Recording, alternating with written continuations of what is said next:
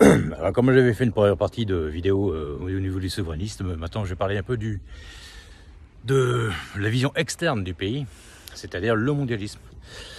Alors le mondialisme, évidemment, il en faut aussi parce qu'il faut le libre-échange entre les denrées alimentaires, tout ce qu'il faut au rang mondial, tout ça, importation, exportation et tout ce qui s'ensuit, d'accord, mais le problème c'est qu'il faudrait un petit peu réguler aussi les frontières parce que du coup vous n'avez plus de régalien, c'est-à-dire que vous n'avez plus de protection. N'importe qui peut rentrer, ça peut être dangereux aussi, voilà. Donc c'est une vision plutôt externe. Voilà, c'est le yin-yang tourné vers l'extérieur des deux côtés. C'est-à-dire qu'au lieu d'avoir un yin-yang scindé en une seule chose, c'est-à-dire le côté blanc et le côté noir scindé en un seul bloc, vous avez deux parties qui se sont détachées, un côté blanc d'un côté, qui représenterait plutôt, on va dire,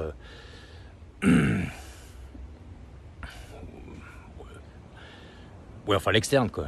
Voilà. Et côté noir de l'autre côté, voilà. C'est la gauche et la droite sur les bords extérieurs. Moi, je le vois comme ça.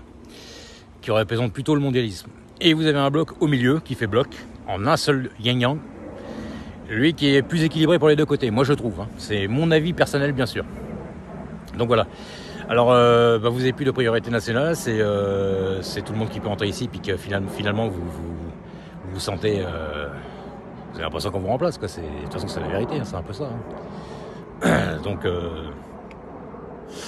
voilà, vous avez de plus en plus de gens qui rentrent, tout ça. Bon, bah voilà. Mais au bout d'un moment, bah voilà, ça met tout en déséquilibre aussi. Donc, c'est pas non plus, voilà. Alors, comme je le disais dans la vidéo sur le souverainisme, bah, on n'est pas obligé de fermer tout non plus. Voilà, il faudrait qu'il y ait un peu plus de filtrage pour en mettre le bain, comme je disais l'autre jour, à la bonne température.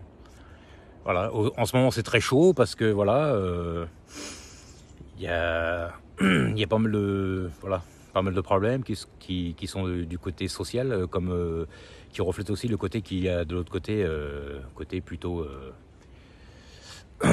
tous les prix qui grimpent, tout ça. Donc tout ça c'est lié de toute manière.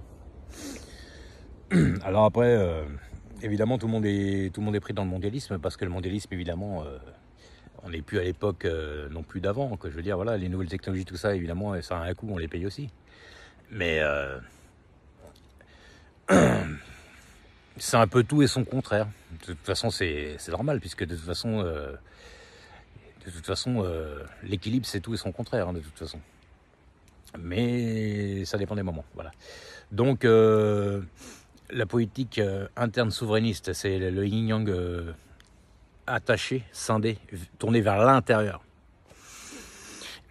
Et les deux autres bords, pour moi, je le vois un yin-yang détaché, le yin et le yang, tourné vers l'extérieur. Voilà. Alors, il y a des bons et des mauvais des deux côtés, bien entendu. Mais enfin, voilà, le problème, c'est que dans le pays, aujourd'hui, bah, voilà, les gens, ils subissent les prix. Les gens,